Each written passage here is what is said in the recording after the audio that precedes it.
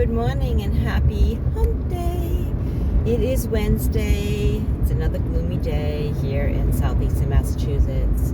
I wanted to get on here real quick because I wanted to talk about this program that I've developed to help women in recovery live a life that is, less stress, reduce overwhelm, and just an amazing life that you can live in recovery.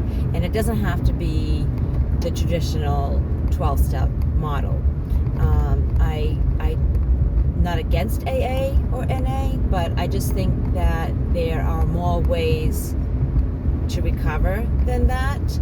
And I think people have been led astray thinking that that's the only way, and if they can't do it that way, then they're doomed. Anyway, so I wanted to talk about the program that I've developed. It's 5 guides to help you in your recovery live an amazing life.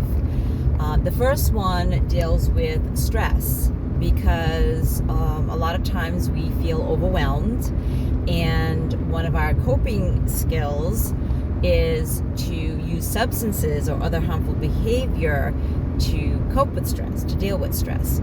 And so when we put the substances down, we still have the stress in our lives. And so how do we deal with that, right? Where does this stress come from?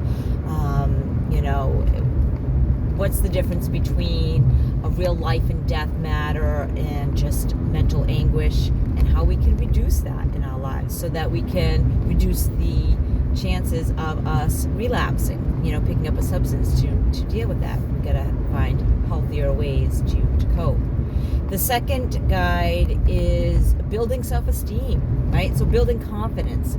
And that's important in recovery too, because if we don't feel good about ourselves, if we don't feel like we have a purpose, if we don't feel we're capable of accomplishing what we want to accomplish, then we won't accomplish it, right? We have to have faith in ourselves. We have to believe in ourselves.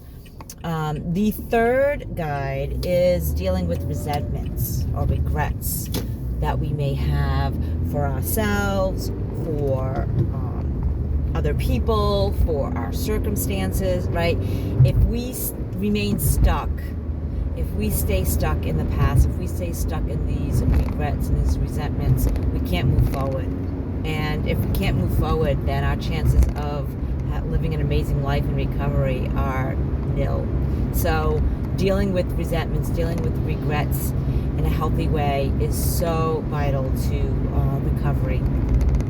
The fourth guide is communication, and communication and developing healthy relationships with your significant other, with your children, with coworkers, all types of relationships. Communication is key to that. And communication is just not how I express myself, but it's also how I listen to other people, right? So it's being able to communicate to get your needs and wants met, and also listening to other people so that you can be a better girlfriend, a better wife, a better sister, daughter, whatever. And so the fourth guide deals with that. The fifth guide and the last guide is dealing with motivation. So where does motivation come from? What is it all about? How do we sustain it? How do we, remain motivated through our recovery, right? So a lot of times people come into treatment and they're all gung-ho, like they're desperate. They're just desperate as the drowning may be, as they say. And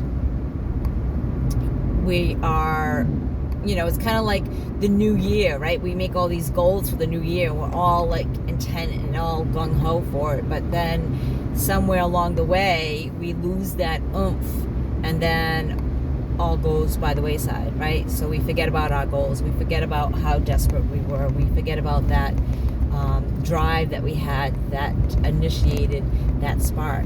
And so how do we remain motivated? It is also a key element in living an amazing life in recovery. So I've developed these 5 guides. I have online courses, which, helps develop your coping skills and abilities around these 5 guides, because these are the 5 foundational points for recovery. I also have developed a program for coaching people that may need a little bit more hands-on approach to their recovery. And you can get all these guides and more information on my website, recoveryenthusiast.com. So check it out. I offer some free stuff on there as well, so that you can get to know me a little bit and my approach. And then if you like what you see, if you like it, then give me a call, and I'll fill you in on more details and how I can best serve you. I hope you have a wonderful day. I hope you remember to let the people that you love know that you love them. Give them that text. Give them a call. Give them a great big hug every chance you get. Live your life enthusiastically. Check out my you can check out my blog that's on my website. You can also check out my post on Instagram and Facebook. I always put out some great messages there. Recovery Enthusiast. And until next time, stay blessed.